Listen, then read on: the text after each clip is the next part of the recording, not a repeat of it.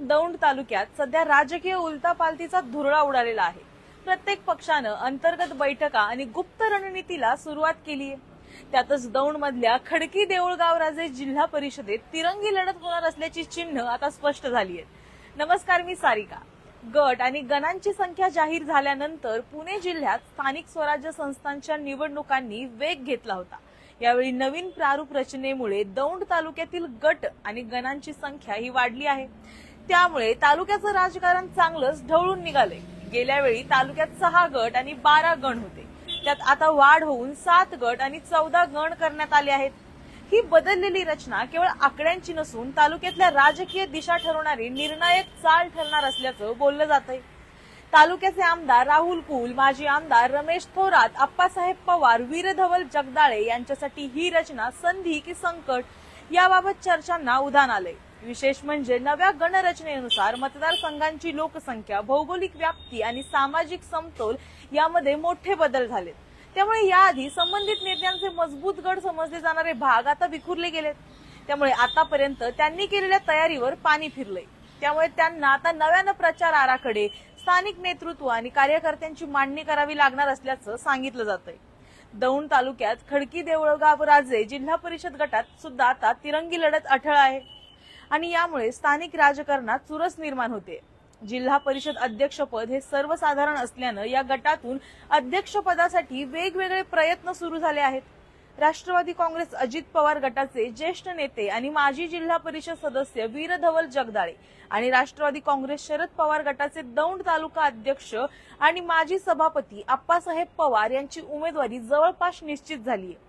दुसरीकडे भाजप कोणाला संधी देतो याकडे सर्वांचं लक्ष लागलंय, तर भाजप आमदार राहुल कुल यांची भूमिका निर्णायक ठरणार असल्याची चर्चा आहे।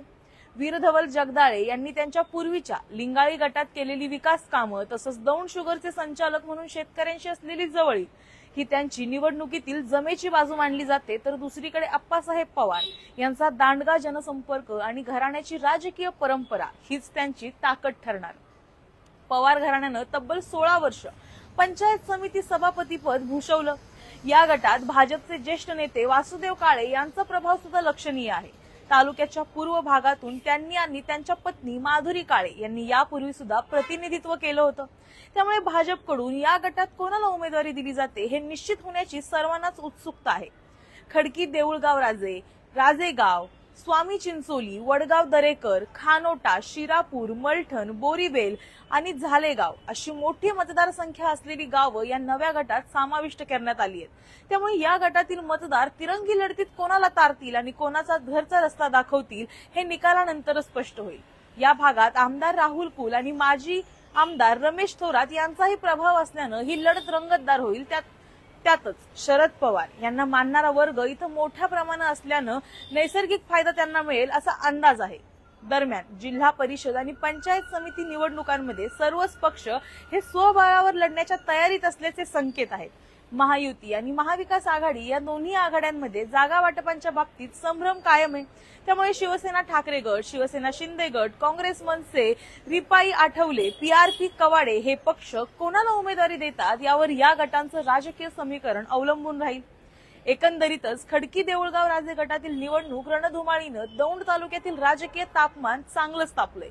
एकंदरीतच स्थानिक स्वराज्य संस्थांच्या निवडणुकीत इथं प्रत्येक नेत्याचा कस लागणार, कारण ही निवडणूक फक्त पदांपुरती मर्यादित न राहणार असून भविष्यातील तालुक्याचा राजकारणाचा चेहरा ठरवणारी असणार आहे।